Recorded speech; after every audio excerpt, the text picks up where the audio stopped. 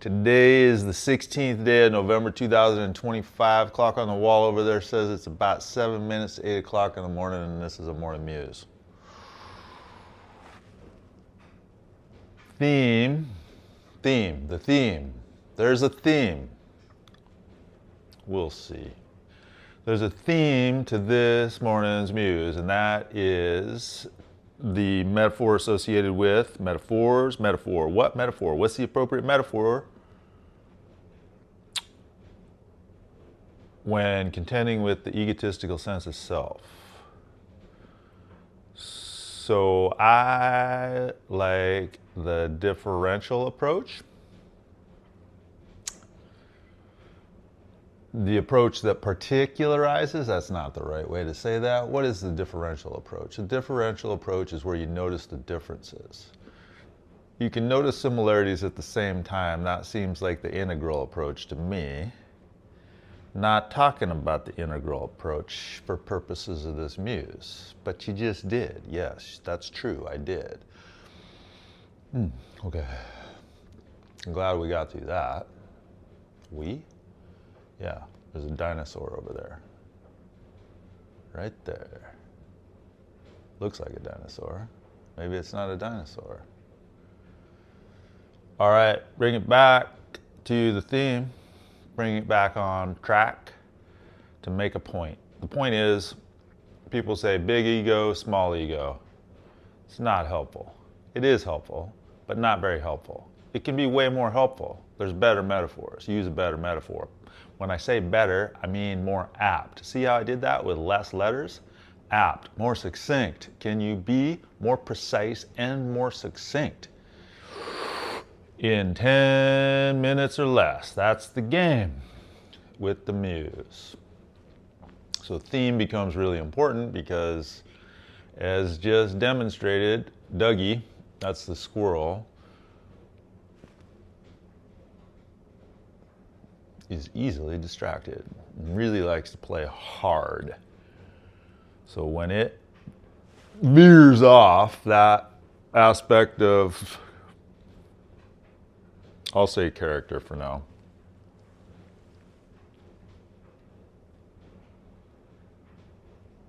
It's a bit tricky to reel them in.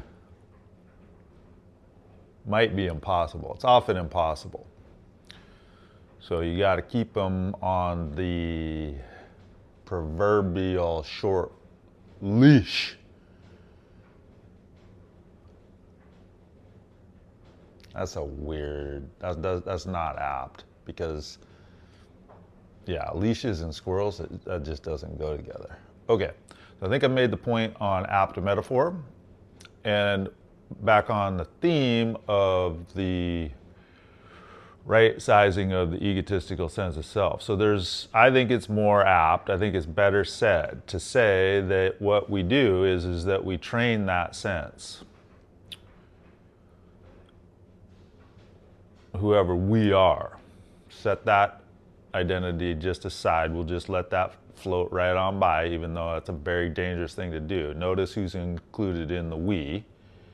Notice that there's nobody else here right now. High risk of solipsism.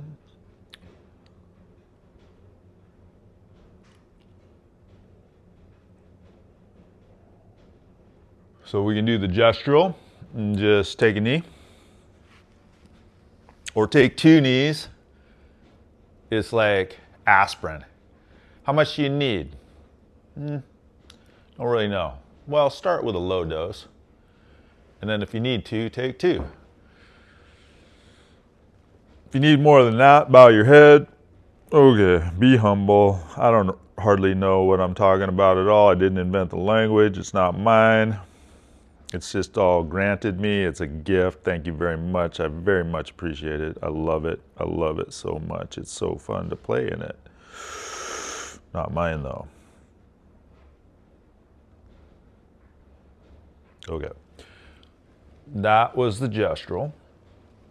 Makes a difference. Why does it make a difference? Because I got the whole body involved right there. I got down to the floor and I got back up. Also stacking functions, because that's a core practice right there.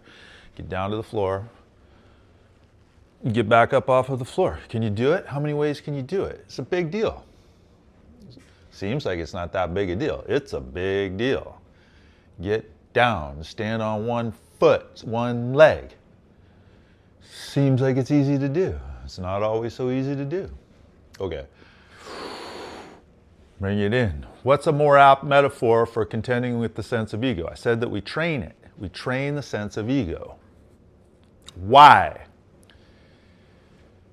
Because the ego is really important, that sense. It's important to notice that it's a sense because it's not really a thing, because there are no things. There definitely are senses, though. I sense an identity. I actually sense more than one, but we're doing the differential approach this morning, so we're going to stick with one. And then we're going to carve that one up into its different parts. Parts. Particularize again. There you are. Back to the particular point. We're not doing that. We're doing lines, which are not straight. Never go straight. Arcs. It's like flaking a fillet of salmon. Go fillet a salmon. When you cook it, it flakes out. Those are all little arcs. You'll notice very delicate bones in there. Anyway, I think I've made that point now. Got the point? Back to the theme. The theme is training. Train the sense of self. Specifically, the egotistical sense of self. So, identity and purpose are inseparable. Two sides of the same proverbial coin. Metaphorical coin, it's analogous to a coin. It's only got two sides. Notice how that's literally false. Let it go for now, just like we let the we sense go for now.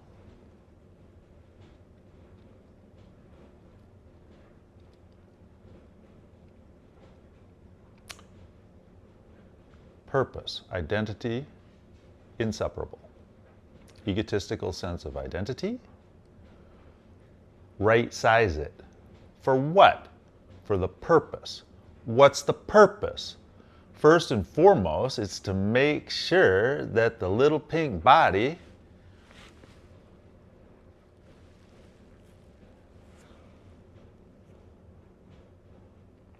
has just what it needs. No less, no more. That seems like about the right size. So if it's not easy to think beyond smaller, bigger, binary, go ahead. It'll work in a pinch. Bring it down. Open it up.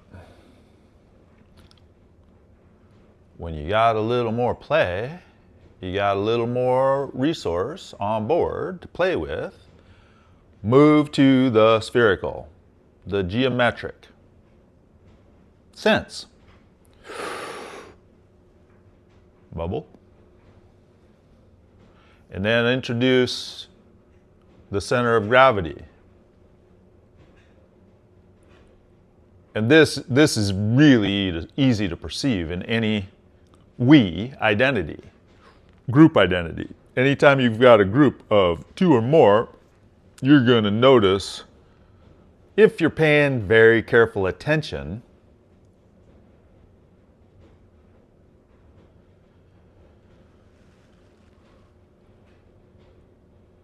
an egotistical sense of self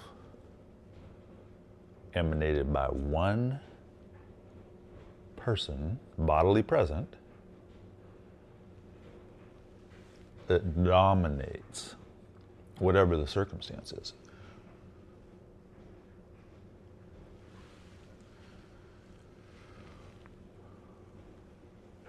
Now,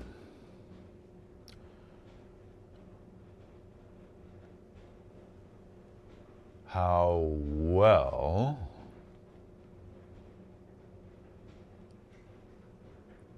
does the character of that particular person, who is way more than just the egotistical sense of self, how well does it play